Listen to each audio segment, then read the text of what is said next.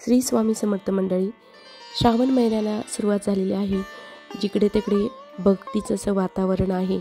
या भक्तिमय वातावरणामध्ये आपण या श्रावण महिन्यामध्ये कोणत्या कोणत्या सेवा केल्या पाहिजे याबाबत आपण चर्चा करणार आहोत. त्यामधीलच एक अत्यंत उच्च कोटीची अशी सेवा आहे, ती म्हणजे शिवलीला अमृताचे पारायण.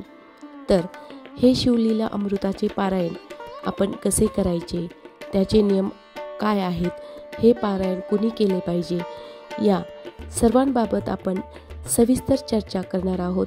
तर जर तुम्ही आपण या चॅनलला नवीन असाल तर चॅनलला नक्की सबस्क्राईब करा आणि जर व्हिडिओ आवडला तर नक्कीच लाईक करा. तर चला बघूया शिवलीला अमृताचे पारायण आपल्याला कसे करायचे आहे. शिवलीला अमृताचे पारायण करण्याच्या 2 पद्धती आहेत. एक म्हणजे 1 दिवसीय पारायण आपण करू शकतो किंवा 7 दिवस आपण पारायण करू शकतो. शक्यतो श्रावण महिन्यामध्ये हे पारायण केले जाते किंवा एखाद्या सोमवारी आपली मनोइच्छित कामना पूर्ण करण्यासाठी आपण हे पारायण करू शकतो. त्याचप्रमाणे या श्रावण महिन्यामध्ये जर एखाद्याला वेळ नसेल, एका दिवसामध्ये हे पारायण करायचं असेल तर आपण सोमवारी हे पारायण करू शकतो. सोमवारी हे पारायण करताना सकाळी लवकर उठून शुचिर्भूत होऊन आपल्याला स्वच्छ कपडे परिधान करून पारायण करण्याच्या अगोदर आपण शंकरांची पूजा करून किंवा मंदिरामध्ये जाऊन आपण शिवशंकरांना विनंती करायची आहे की मी हे पारायण माझ्या अमुक अमुक इच्छेसाठी करत आहे, तर हे पारायण माझ्याकडून तुम्ही पूर्ण करून घ्यावं.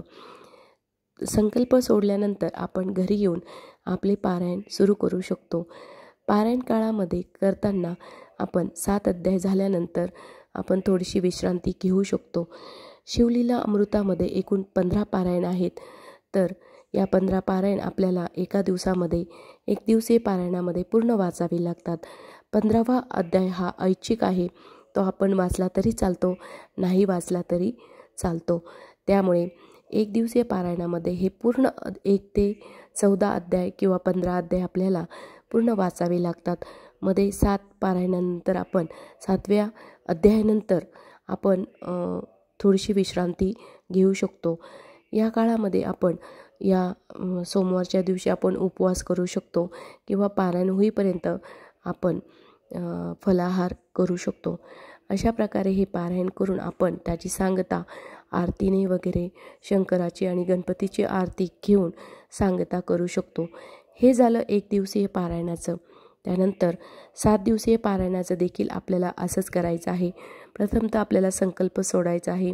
सकाळी लवकर उठून सोमवारपासून सुरुवात करून आपल्याला रविवारपर्यंत हे पारायण करायचं आहे. प्रत्येक दिवशी आपल्याला 7 दिवस 2-2 अध्याय घ्यायचे आहे. 15वा अध्याय देखील आपण शेवटी घेऊ शकतो. आणि या पारायण काळामध्ये काही नियमधर्म आहेत, तर ते नियमधर्म आपण पाळले पाहिजे.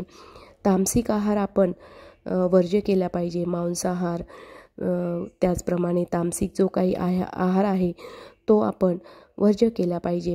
या पारायणाचे अद्भुत असे चमत्कार आहे, फायदे आहे. प्रत्येक अध्यायाचं काहीतरी वेगळं असं महत्त्व आहे. या पारायणामध्ये जे अध्याय आहे त्या प्रत्येक अध्यायाचं वेगळं असं फल आपल्याला भेटत असतं. त्यामध्ये जो पहिला अध्याय आहे तो वाचल्यामुळे आपल्याला सद्गुरूंचे आशीर्वाद मिळत असतात. दुसरा अध्याय वाचल्यानंतर शिवभक्तीची अनुभूती आपल्याला यायला लागते. तिसरा अध्याय वाचल्यानंतर आपले जे पाप असतात त्याचे क्षालन होऊन जीवनाला सन्मार्ग प्राप्ती होत असते. चौथा अध्यायाचे आपण वाचन केल्यानंतर आपल्याला शिवपूजनाचे फळ मिळते व आपली संकटे टळतात. 10वा अध्याय जर आपण वाचला तर उमामहेश्वराची कृपा प्राप्ती आपल्याला होत असते. 11वा अध्यायामुळे अपमृत्यू टळून आपली सगळी संकटे दूर होतात आणि आपल्याला मान सन्मान प्राप्त होत असतो. कुटुंबातील 12वा अध्याय वाचल्यानंतर कुटुंबातील मृत आत्म्यांना सद्गती लाभत असते. 13वा अध्याय जर आपण वाचला तर कर्जमुक्ती होते, दारिद्र्य दूर होते अशा प्रकारे या प्रत्येक अध्यायाचे खूप असे महत्त्व आहे. संपूर्ण शिवलीला अमृत आपण जर वाचले तर आपल्या मनाला वेगळी शांती मिळते, मनाला समाधान प्राप्त होत असते, संतती प्राप्तीसाठी, कर्जमुक्तीसाठी. त्याचप्रमाणे आपण कोणतीही आपली अडचण असो तर आपण संकल्पयुक्त शिवलीला अमृत पारायण केले तर त्याचे अद्भुत असे चमत्कार आपल्याला पाहायला मिळत असतात. अशा प्रकारे श्रावण महिन्यामध्ये आपण हे शिवलीला अमृत केले पाहिजे. त्याचप्रमाणे श्रावण महिन्यामध्ये आपण शंकराची पूजा करताना कोणत्या गोष्टी टाळाव्यात ते बघूया. शंकराचे पूजन करताना केतकीची फुले, लाल फुले, तुळस, नारळ आपण शंकराला वाहू नये. या काळामध्ये खोटे बोलणे, कुणाचे मन दुखवणे, पशुपक्ष्यांना इजा करणे या गोष्टी आपण टाळल्या पाहिजे. शिवलीला अमृत करताना आपण संकल्प घेऊनच करावे, त्यामुळे आपल्याला जास्तीत जास्त फायदा होत असतो.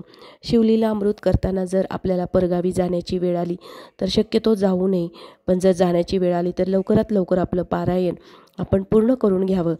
आपल्या पारायणामध्ये आपण खंड पडू देऊ नये.